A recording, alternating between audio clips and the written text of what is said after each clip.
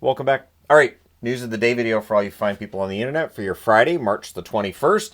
And we have one game tonight in the National Hockey League. So this is one of those nights where I'll be heading out and going out and doing something today because tomorrow is going to be an all-day hockey thing and Sunday pretty much all-day hockey as well. So go out tonight and have an evening with the missus. Now, starting off at the top of the board, and proof once again that if I'm wearing your favorite team's jersey for news video, it might not be good news. In this case, for the Oilers, it's not. So Chris Knobloch, when asked today, says McDavid and Draisaitl are out at least a week. So the key thing here is those two words of at least.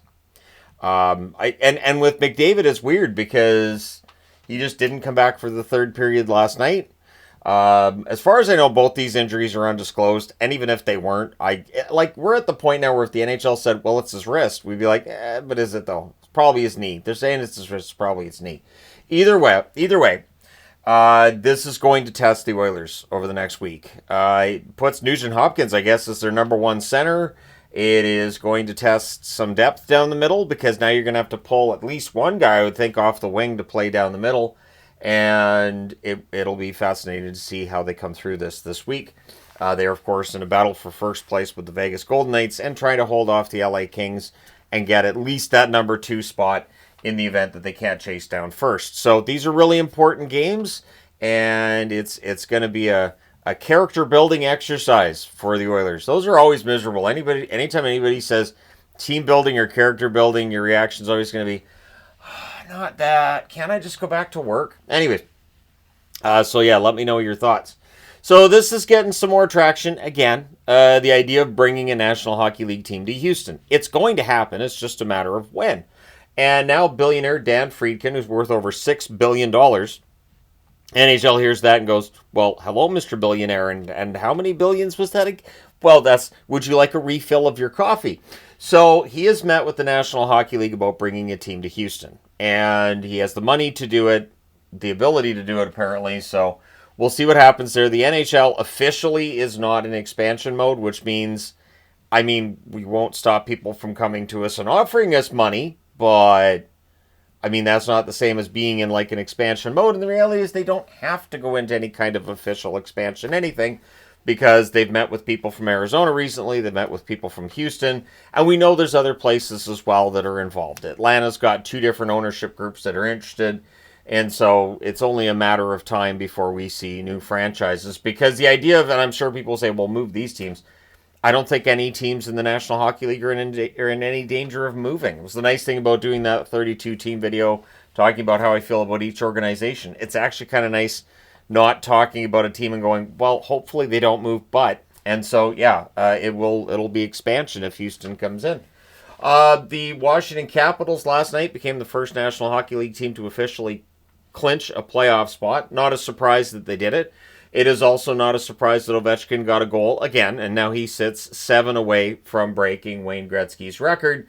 And that question is still out there of, so does he do it this year? Does he do it next year? I think they have 13 games left. I think it's 13. 7 goals in 13 games is very much a workable total for Alex Ovechkin. We will see what he ends up doing. Brent Burns on quite the run when it comes to not missing a game. He reached 911 games in a row that he's played. He passes Patrick Marleau for 5th on the all-time list of Ironmen, and of course the all-time Ironman is still Phil Kessel. The weird thing is Kessel hasn't played in the NHL for a long time, but if a team signed him this offseason, I'm pretty sure it would count as still being part of that games played record if he came back years later. So Burns, not very likely, I would think, to end up reaching that level and passing the record set by Kessel, but it's Brent Burns. He's been playing forever, and he still looks pretty good out there. So JT Miller and the Rangers coming in to play Vancouver. Of course, both the Rangers and the Canucks sitting below the playoff line desperately need points. So the media is all talking about JT Miller's return to Vancouver because, of course. And I've even seen some, it was Pettersson's fault they lost last night. No, it wasn't. It was Pettersson's fault. The game went to overtime. He made that great pass in the closing seconds to get Besser the goal. Like, man, this market. So JT Miller is being as professional about this return to Vancouver as could be expected. He said a fresh start was needed. Looking back, yep, needed a fresh start. He also saw the presser from Jim Rutherford. Totally understood why Rutherford and Alvin were discussing this the way that they were.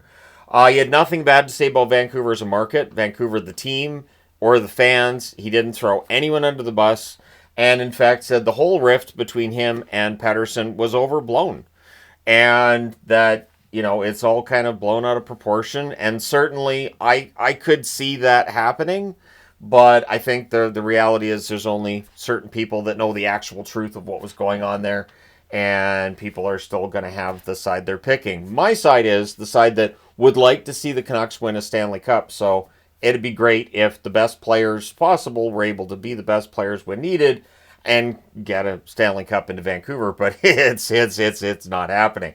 So at any rate, I've made my peace with it. A lot of people watching this are probably half my age or lower. You guys will get there. It's just a matter of when. It fades year by year, that belief that the team can win it. But the Rangers, they're still not too far from the playoff line either. So I would expect a pretty tough game between the Rangers and the Canucks, and pretty entertaining as well. Andrew Burnett did not hold back in the post-game press conference last night. Clearly frustrated. Now, Nashville's nowhere near a playoff spot, and one question that does come up, and it's valid, is the motivation for the players. I think there are a few reasons. The few would be three. Don't hold up two fingers to a few. You'd lose the audience immediately. But I think there are a few reasons why players could lack some motivation. You're already out of the playoffs, so it's regular season. And in the case of what Burnett said, he said guys with the big contracts, the long-term contracts, they're not playing for a job next season. They've got a job for next season, right? And I'm throwing that in there, just kind of reading between the lines, that these guys have a job for next year, so they're not worried about it. And for veterans and I'm just going to say it, Stamkos, Marchessault, Shea, guys who come in on those contracts, it is hard to get motivated night after night after night. You got the Ducks coming in. It's the Ducks. And the game just had that feel to it. The Nashville, And so I'm glad to see the coach coming out after the game and going, look, we've got to play hard.